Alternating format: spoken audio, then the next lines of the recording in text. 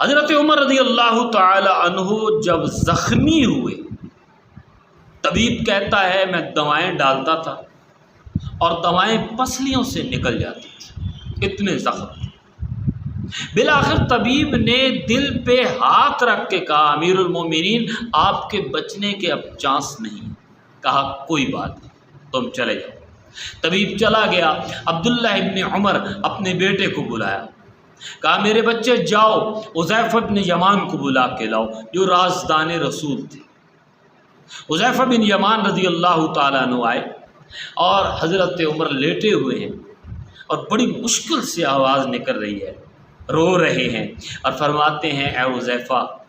تمہیں اللہ کا واسطہ، میرے نبی نے تجھے منافقوں کے نام بتائے اور تم سے وعدہ لیا بتانا نہیں کون کون منافق ہے، کسی کو نہ بتانا۔ میں تو آج دنیا سے جا رہا ہوں، میں کبھی بھی تم سے نہیں پوچھتا کہ کون کون منافق ہے، بس اتنا بتا دو کہ اللہ کے رسول نے جب منافقوں کے نام لیے میرا نام تو نہیں لیا۔ حضرت عمر رضی اللہ تعالیٰ عنہ کی یہ بات سن کے حذیفہ ابن یمان نے چیخ ماری،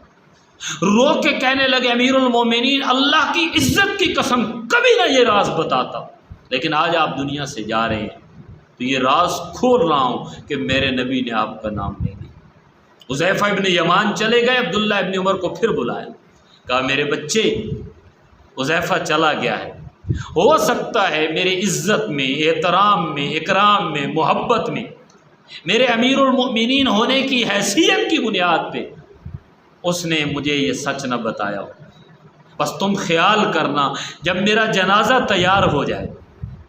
جب میرا جنازہ تیار ہو جائے تو ذرا صف میں نظر دوڑا دینا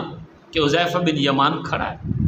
اگر میرے جنازے میں حذیفہ ابن یمان نہ ہو میرے بچے سمجھ لینا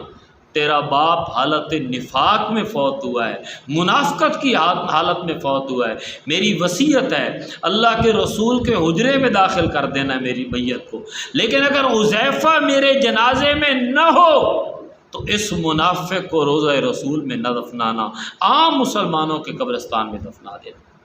اور اگر حذیفہ موجود ہو تو پھر اماں عائشہ کے پاس ایک مرتبہ پھر جانا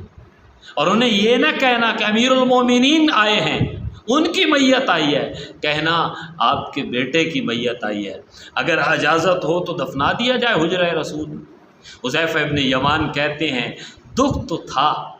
کہ آج والد دنیا سے چلے گئے، لیکن خوشی کی کوئی انتہا نہیں تھی کہ جب جنازہ کھڑا ہو گیا تو حذیفہ ابن یمان رضی اللہ تعالیٰ عنہ صرف جنازے میں نہیں تھے، امام کے پیچھے کھڑے۔ یہ دلیل ہے اس بات کی کہ فاروق اعظم منافق نہیں تھا،